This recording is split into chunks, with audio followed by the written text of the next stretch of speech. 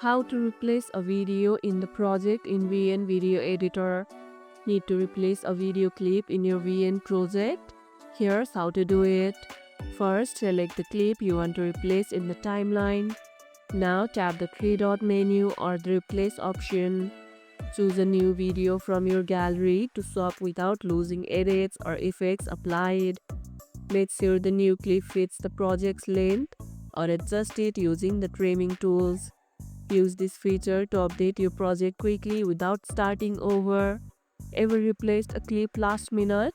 Let us know in the comments below. And that's how you can replace the video in the project in VN Video Editor. And if this video helped, hit the like button, share it, subscribe, and leave a comment.